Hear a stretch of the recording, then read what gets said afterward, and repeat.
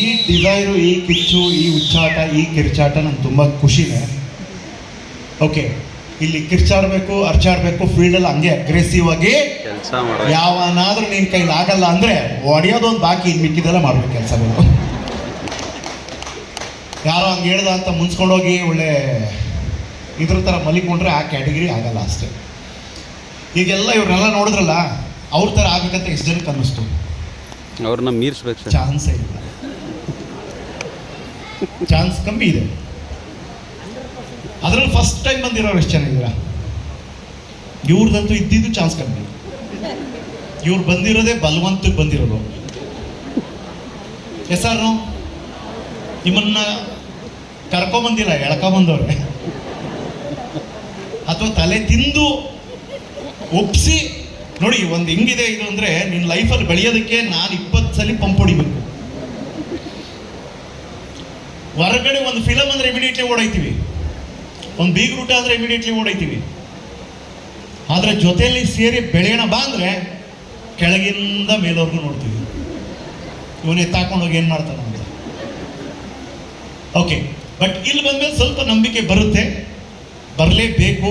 ಯಾರು ಬಂದಿದೆಯೋ ಅವರೇ ಇಲ್ಲಿರ್ತಾರೆ, ಅವರೇ ಒಂದಿನ ಇಲ್ಲಿ ಅಚೀವ್ ಆಗಿ ಸಾಧನೆಯಿಂದ ಮಾತಾಡ್ತಾರೆ. ಯಾರು ಅನುಮಾನ ಇರುತ್ತೋ ಅವನ ಲೈಫ್ ಯಾವತ್ತಿದ್ರೂ ಗುಲಾಮ್ಗಿರಿನೇ. ಇಲ್ಲಿ ಬಂದು ಅರ್ಥ ಆಗ್ದಿರ ಇಲ್ಲಿ ಸಲ್ಲದವನು ನನ್ನ ಮಗಂದು ಇನ್ನೆಲ್ಲೂ ಸಲ್ಲದ.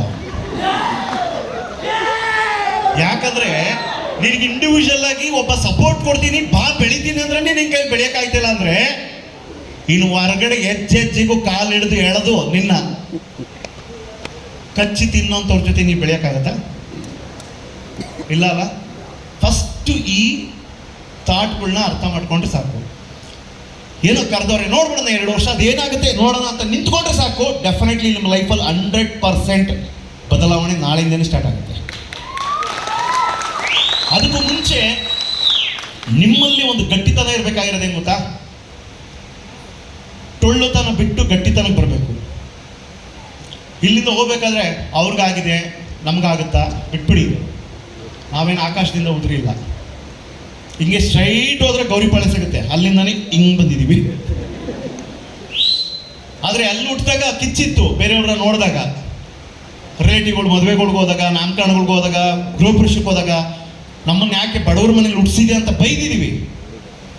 ಆದರೆ ದೇವ್ರಿಗೆ ಈಗ ಥ್ಯಾಂಕ್ಸ್ ಹೇಳ್ತಾ ಇದ್ದೀನಿ, ಅಲ್ಲಿ ಹುಟ್ಟಿಸಿದಕ್ಕೆ ಈ ಕಿಚ್ಚು ಬಂದಿದ್ದು, ಬೆಳಿಲೇಬೇಕು ಅಂತ. ನಮ್ಮ ಅಪ್ಪ ಅಮ್ಮ ಏನಾದರೂ ಮಾಡಿದಿದ್ರೆ ನನಗೆ ಅನಿಸ್ತಿರ್ಲಿಲ್ವೇನೋ. ಹಾಗೆ ಎಲ್ಲರಿಗೂ ಬೆಳಿಬೇಕು ಅನ್ನೋ ಆಸೆ ಇದೆ, ಅವಕಾಶ ಬೇಕು ಅನ್ನೋ ಆಸೆ ಇದೆ, ಏನಾದರೂ ಮಾಡಬೇಕನ್ನೋ ಆಸೆನೂ ಇದೆ. ಆದರೆ ಒಂದೇ ಒಂದು ದಡ್ಡತನ ಕೆಲಸ ಏನು ಗೊತ್ತಾ ಮಾಡೋದು? ಎಲ್ಲ ಕೇಳ್ಬಿಟ್ಟು ಅಲ್ಲಿ ಹೋಗಿದ್ದೆ, ಅವ್ರು ಕರ್ಕೊಂಡೋಗಿದ್ರು ಮಾಡ್ಲಾ, ಫಸ್ಟ್ ಫೇಲ್ಯೂರ್ ಅಲ್ಲೇ. ನೀನು ಮದುವೆ ಆಗಂಗಿದ್ರೆ 2 ಮದುವೆ ಆಗಿರ್ತಾನಲ್ಲ ಅವ್ನು ಕೇಳು ಮದುವೆ ಆಗ್ಲಾ ಅಂತ. ಅವ್ನು ಕರೆಕ್ಟಾಗಿ ಹೇಳ್ತಾನೆ. ಡೈವರ್ಸ್ ಆಗಿ ಅವ್ನ ಲೈಫೇ ಬೇಡ ಅಂತ ಸೂಸೈಡ್ ಕೇಸಲ್ಲಿ ಇರ್ತಾನೆ, ಅವ್ನು ಹೋಗಿ ಕೇಳ್ತಾರೆ ಏನಂತ, ಅವ್ನು ಇರೋ ಮದುವೆ ಗೊತ್ತಾಗ್ತಾನ.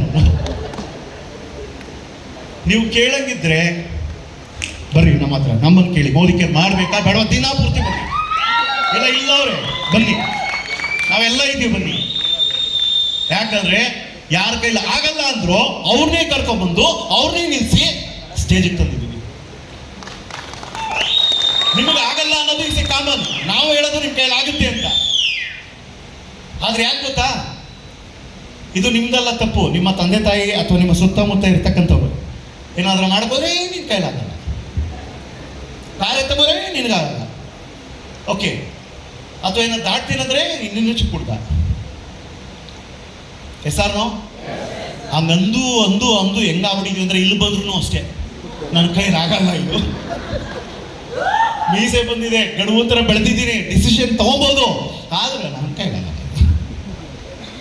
ಮನ್ಸು ಮಾಡಿ ನೋಡಿ 2 ವರ್ಷ ನಿಂತ್ಕೊಳ್ಳಿ, ನೀವು ಉದ್ಧಾರ ಆಗೋದಲ್ದಿರ ನಿಮ್ಮ ಜೊತೆ ಬಂದವ್ರನ್ನ ಉದ್ಧಾರ ಮಾಡ್ತೀರ. ಫೈನ್, ನಾನು ಲೈಫಲ್ಲಿ ಬೆಳಿಬೇಕು ಅಂದ್ರೆ ಇದೊಂದು ದಾರಿ ಬಿಟ್ಟರೆ ಇನ್ಯಾವ ದಾರಿನೂ ಇಲ್ಲ.